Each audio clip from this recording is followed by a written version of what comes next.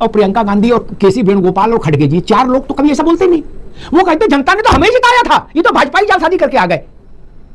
लो कर लो बात है, वो तो यही बोल रहे हैं। हाइड्रोजन बम, परमाणु बम को नाइट्रोजन बम, कितने बम राहुल गांधी फोड़ चुके ना। एक अमेरिकी राष्ट्रपति ने तो अपनी किताब में राहुल गांधी को क्या लिखा था, राहुल गांधी जाके गए डंडा लेके बोले निकल बाहर आता है खोपड़ा फोड़ूंगा, नहीं ना। और एक कहावत है कि हाथी चले अपनी चाल, उसके आगे मैं नहीं बोलूंगा, यही मान लो। ओपी सिंह जी ने कहा अबोध बालक, तो उन्होंने कहा भगवान राम भी अबोध बालक थे जब उन्होंने रावण को मारा था। उन्होंने डायरेक्ट राहुल जी का राम से टाका जोड़ दिया, बोले राम और राहुल एक। नमस्कार दोस्तों, आपने देखा ये छोटा सा क्लिप, आगे आप पूरी डिबेट देखेंगे। प्लीज चैनल को सब्सक्राइब करिएगा, वीडियो को लाइक करिएगा, कमेंट में अपने सुझाव दीजिएगा। मैं मिलता हूँ वीडियो के लास्ट में। जय हिंद। तो कौन बुड़बक होगा जो बिरला को हटाने के लिए प्रस्ताव लाएगा, प्रधानमंत्री को हटाने के प्रस्ताव नहीं लाएंगे? गजब बात है। अगर हमारे पास नंबर ही हो तो हम सरकार के खिलाफ अविश्वास प्रस्ताव ले आए और राहुल गांधी की शपथ करा दे शाम को, नहीं।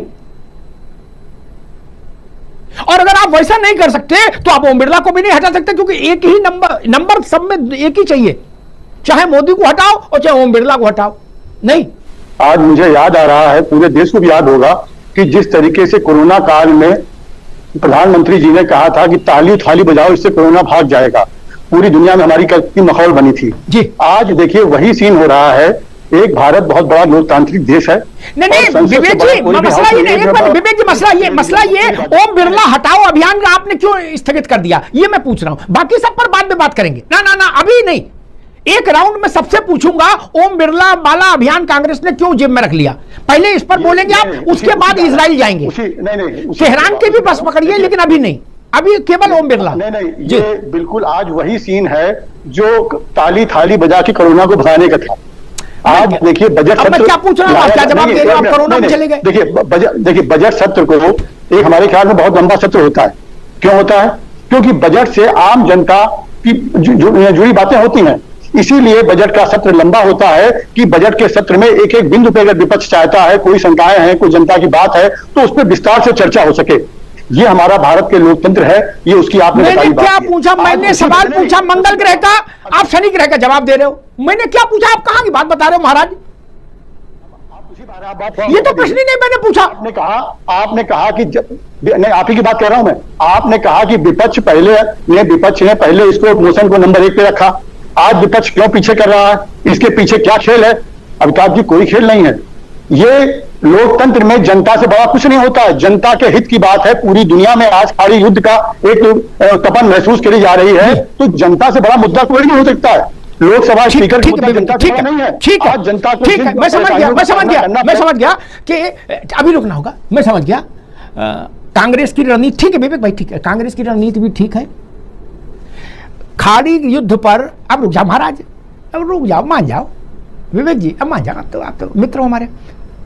खाड़ी युद्ध पर जब तक युद्ध चले तब तक पार्लियामेंट में बहस करो, हार का डर नहीं है। युद्ध का तो निर्णय होगा, बहस का तो निर्णय, हार आएगी नहीं माते। हमने तो कहा था, माने नहीं, ठीक। ये लोकसभा वाले में तो नंबर आ जाएगा, मार्कशीट आ जाएगी, उसमें मोहर लग जाएगी पराजय की, कि सब कुल जमा इकट्ठे करके कितने हुए थे, बोले 120। आप समझ गए ना? इसलिए अच्छा है। मैं तो पहले कह रहा था कि जितनी जल्दी समझ आए उतना ही अच्छा। कांग्रेस अति उत्साह में आ जाती राहुल जी कभी कभी, तो ठीक है। खड़गे जी से पूछे तो वो बुजुर्ग आदमी वो बताएंगे कि भैया धीरे चलो, सावधानी हटेगी तो दुर्घटना घटेगी। ये भैया जरा ढूंढ के रखो इंटरनेट पर कि खाड़ी देश को लेकर, खाड़ी युद्ध को लेकर, खाड़ी को ईरान वर्सेज अमेरिका इजराइल को युद्ध को लेकर भारत की कदकाठी के कितने देशों की पार्लियामेंट में बहस चल रही है। दुनिया में तो वो लोग भी आते नहीं, ऐसा तो नहीं केवल दुनिया में हम ही आए, दुनिया में तो सैकड़ों देश हैं। तो जरा पता करना है इंटरनेट से कि कहां कहां बहस चल रही है। वहां इंसान नहीं रहता, वहां बहस क्यों नहीं चल रही? अभी विवेक जी को क्या कहे, कांग्रेस को, मतलब विवेक जी से नहीं, कांग्रेस क्या कहे? इसीलिए कहते नटवर सिंह जैसे लोगों को रखे होते, मणिशंकर अय्यर जैसे लोगों को, पढ़े लिखे लोग थे, अंग्रेजी हिंदी जानते थे, विदेशी समझते, तो वो कुछ ज्ञान की बात बताते। अभी तो चाचा ट्रंप ही सीनेट में नहीं ले गए इस इशू को, पता है आपको? जो युद्ध में शामिल है वही सीनेट अवॉइड कर दिए, और आप करेंगे ना आधी रोटी खाएंगे, तेहरान की खबर पर लोकसभा में चर्चा कराएंगे। ठीक बात है। अभी तो ये काम ट्रंप प्रशासन नहीं किया ना, वहां कम बुद्धिमान लोग हैं। खैर चलिए, और कांग्रेस से मैं कहूंगा कि भाई ठीक है, आप इन दोनों वीर रस में डोल रहे हैं, अच्छी बात है, लेकिन आपको यह भी ध्यान रखना चाहिए कि इतना भी वीर रस ना फैला दो कि इतिहास कुरेदने लगे लोग। आप 4 दशक से ज्यादा सरकार में रहे, सरकार चलाया आपने, आप रोज रूस और अमेरिका और जापान और ब्रिटेन और फ्रांस के राष्ट्र प्रमुखों का कंटाप मारते थे जब सरकार में थे, ये तलवार लेके चलते थे नहीं ना? ये कैसा युद्धोन्माद टाइप की बात हो रही है कि उनके जूते चाट रहे हो, उनका ऐसा कर रहे हो, उनका। अरे कौन माइकल लाल इस देश में था जो जाते ही घुसते ही बोले अमेरिका के गए यात्रा पे और वहां के राष्ट्रपति 2 मारे? नहीं ना।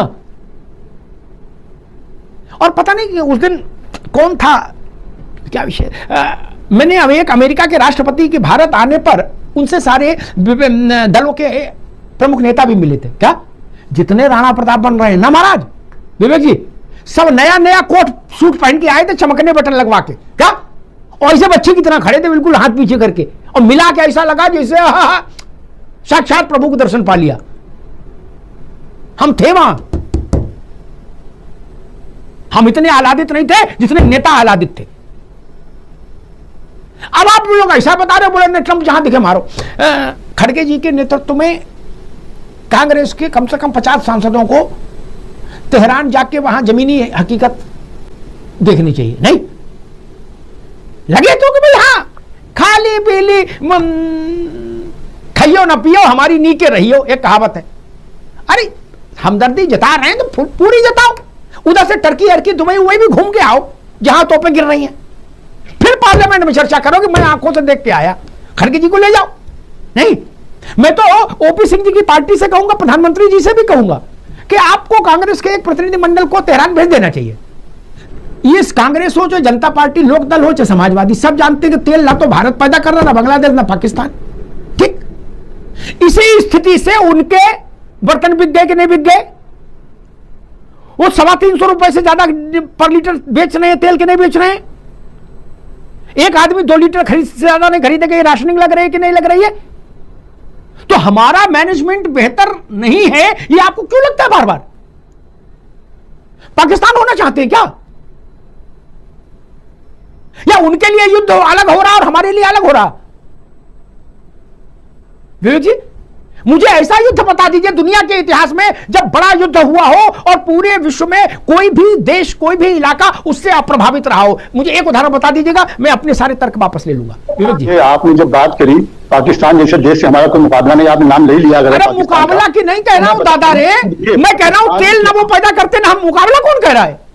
नहीं नहीं, और देखिए अब आपने एक बुनियादी बात थोड़ी और कह दें कि आज 11 सालों में जिस तरीके से एक देश को भरोसा दिलाया गया, जनता ने भरोसा किया, 90% क्रूड ऑयल हम बाहर से इंपोर्ट करते हैं। जी हाँ। आज तक सरकार ने कोई नीति नहीं बनाई इसके लिए कि हम कैसे आत्मनिर्भर बने, केवल जुमलेबाजी।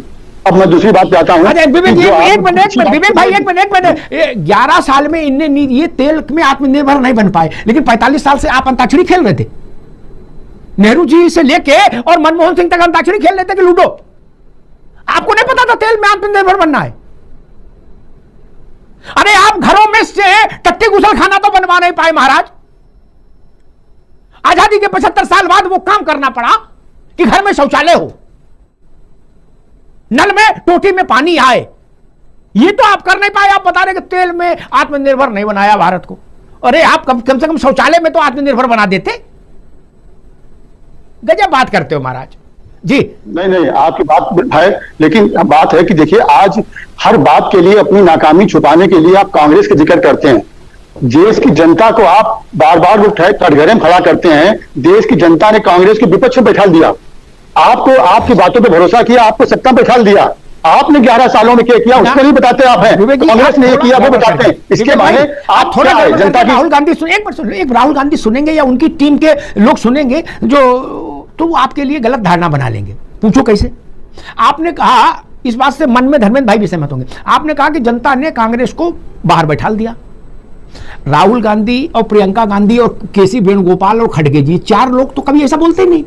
वो कहते जनता ने तो हमें जिताया था, ये तो भाजपा ही जालसाजी करके आ गए। लो कर लो बात है।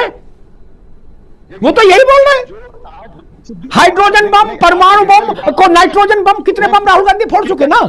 नहीं जी कहने बोले भाई। सुब्रमण्यम स्वामी क्या क्या बोल रहे हैं प्रधान सेवक जी के, वो तो बात छोड़ दिए कहने सुनने की। सुब्रमण्यम जी आप देखिए क्या बोलते हैं, लेकिन मेन बात यह है कि आप, अरे आप भी कह रहे हैं राहुल गांधी जो कह रहे हैं वो ऐसे बस बोलने के लिए बोल रहे हैं, उसका कोई मतलब नहीं। आते हैं गूगल में ये भी सर्च करिए कि फेंकू नाम डालने से क्या आता है। अब संसद की बात पे आ रहे हैं। संसद देखिए, भारत की चिंता इसलिए जायज है, आज कांग्रेस की विपक्ष की, अमिताभ जी पूरे देश ने देखा कि जब क्रूड ऑयल सस्ते दामों पर मिल रहा था जनता को, फिर भी महंगे दाम पे मिला। आज जब पूरे दुनिया में खतरा है कि क्रूड ऑयल के दाम बढ़ रहे हैं, तो उसके बाद अंजाम क्या होगा। अमेरिका ने बहुत सारी बातें कही लेकिन किसी ने जवाब नहीं दिया। एक अमेरिकी राष्ट्रपति ने तो अपनी किताब में राहुल गांधी को क्या लिखा था, राहुल गांधी जाके गए डंडा लेके